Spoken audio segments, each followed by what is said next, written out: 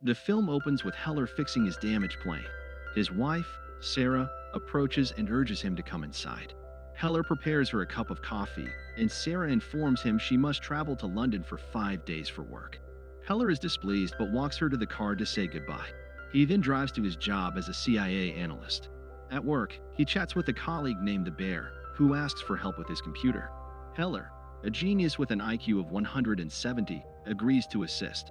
Afterward, he returns to his office to review some files. While working, he receives a message from an online friend, Colleen, containing secret government information. As he reads it, he notices something odd. Sarah calls, and after a brief conversation, he resumes examining the file. Upon opening the files, he discovers a shocking truth: his government has ordered drone strikes on allied nations, with Director Moore and a man named Caleb orchestrating the attacks. Heller quickly exits the office. That night, he attempts to call Sarah, but she doesn't pick up. The following morning, Moore visits Heller's office and takes him to meet Director O'Brien, who informs him that Sarah was killed in an attack. Moore shows him the news and explains the situation. Devastated, Heller returns home, struggling to accept Sarah's death. The next day, he discusses the incident with Moore and Caleb, inquiring about their plans. Moore reassures him that everything will be managed. Days later, Sarah's body and belongings arrive at the airport. At home, Heller sorts through her possessions, overwhelmed with grief. In the following days, he continues to investigate the attack, analyzing everything and sharing his findings with Moore and Caleb. The attackers were a group of 4. In a confrontation with security, one killed a guard, causing panic among the others, who quickly took hostages, including Sarah. Mishka Blazik and Elish were among the captors. During their escape, they killed Sarah. Later, they mentioned a dealer named Frank, but when Heller informed Moore and Caleb, they appeared unfazed. Heller then realized they were already aware of the attack. When he questioned them, Moore revealed their true aim was to dismantle the entire organization. Moore then advised Heller to attend therapy. In the session, Heller expressed his confusion and frustration over the government's inaction, leading him to decide to take matters into his own hands. Days later, Heller planted a bug on his ID and infiltrated the office, printing secret files revealing Moore and Caleb's actions. He then visited a bar with a CD machine he thought could be useful. The next morning, Heller used the printed documents to blackmail Moore and Caleb, claiming he had backups that would go public if anything happened to him. He insisted on being the one to avenge Sarah's death and requested training for the mission. Realizing the predicament, Moore consented and assigned Henderson to train Heller. During training, Heller struggled with shooting but excelled at creating explosive devices, as if it were instinctive. Henderson creates fake passports for him. During training, Henderson informs him that even at close range, Heller struggles to shoot. Back at the CIA office, Caleb grows suspicious. He begins examining Heller's files and searches thoroughly for backup data, even at Heller's home, but finds nothing. They then learn Heller has been frequenting a bar. Believing the files might be there, they check the bar and discover the CD machine. However, upon opening it, they realize Heller was bluffing. There's nothing inside. Concerned, they contact Henderson and instruct him to bring Heller back. But when Henderson arrives at Heller's room at the training center, it's empty. Heller has already departed, taking the fake passports with him. Heller uses the fake passports to travel to London. There, he begins tracking a dealer named Gretchen Frank. He even sneaks into her home for clues. When Gretchen returns, Heller attempts to aim a gun at her, but he can't shoot. Instead, he devises another plan. While Gretchen is receiving treatment at a hospital, Heller sneaks into her room and poisons her oxygen machine.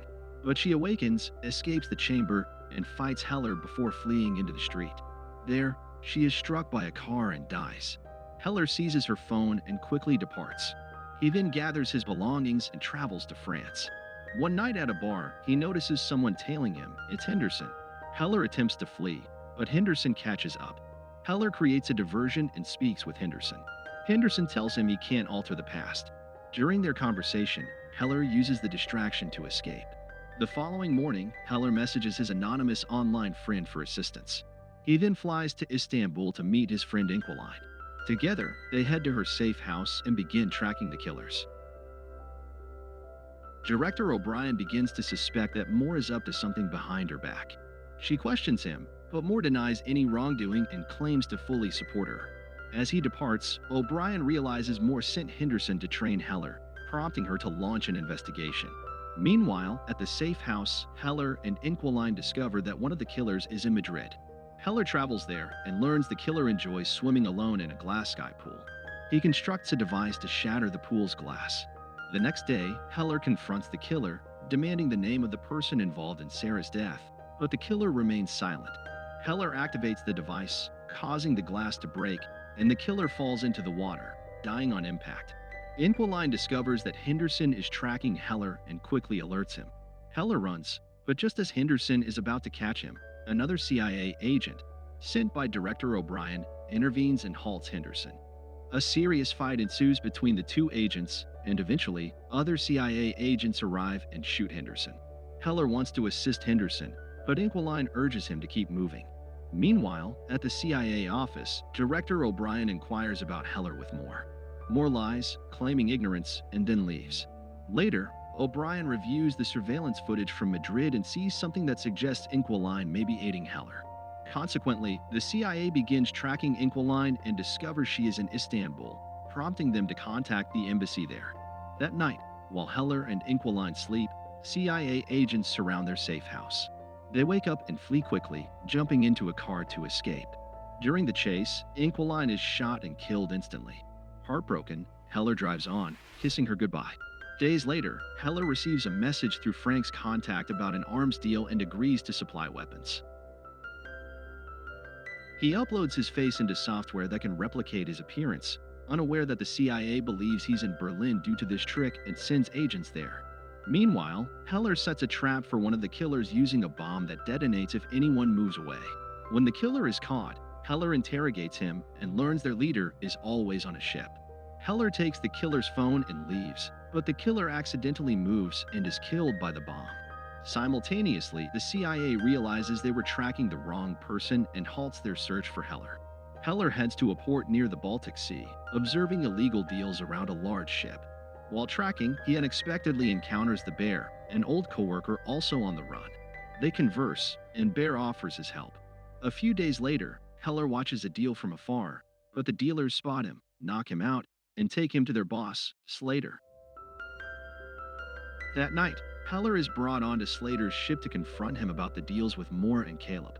Slater claims he's not a killer, too afraid to pull the trigger. To demonstrate, Slater gives Heller a loaded gun and challenges him to shoot. Heller aims the gun at Slater but hesitates.